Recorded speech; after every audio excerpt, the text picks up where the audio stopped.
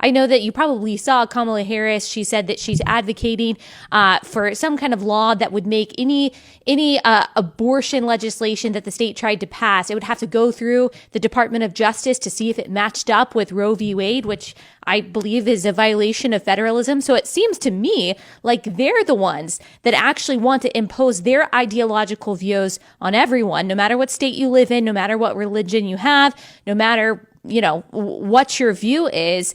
It seems like they are the ones trying to impose their views on us, not the other way around.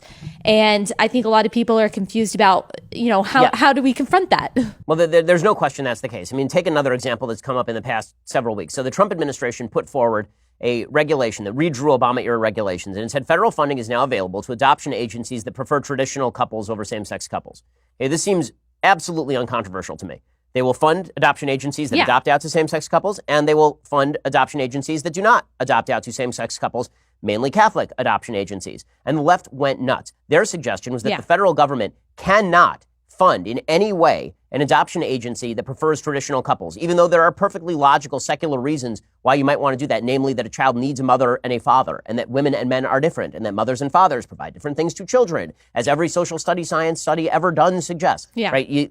There are plenty of reasons for that. The left said this is going to result in discrimination.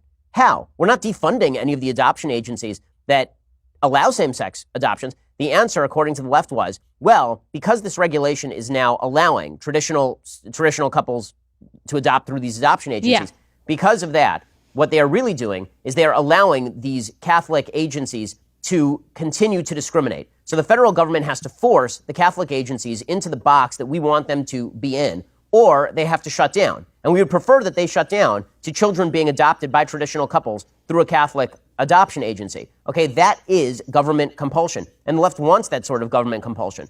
My answer to that, what the left would say to this is, well, if they're discriminating, they shouldn't be funded by the federal government. And the answer to that is, again, you do not have control over freedom of association. Determining that you do not want to fund a group because they have a different take on who should associate from whom, that's a recipe for disaster, because how are you going to like it when the federal government is controlled by someone more conservative than President Trump on social issues, and they just decide to ban all federal funding for adoption agencies that adopt out to same-sex couples? Because they could easily do that too and then just ignore the Supreme Court, or maybe the Supreme Court is controlled by conservatives at that point. The question here, and it really has come up a lot right now, is what is the government there to do? And there are really three visions. One is the vision of the left, which is the government is there to cram down their social values on you and your church and your life and your children. And then there is the vision of sort of the libertarians, and I count myself in this group, and that is government is there to do none of these things. Government is there to stay out of your business, and you're there to build a social fabric in the absence of government, and culture precedes politics, and so the law is not going to protect you from the impositions of the left if the left takes over the government. And then there is the view of a lot of cultural conservatives who are saying, listen, there is no common space anymore. You libertarians, you're assuming that there's a common space, and that if we shut down government or make it smaller, that the left will then leave us alone with the means of government. No, we need to take over the means of government and use it for ourselves.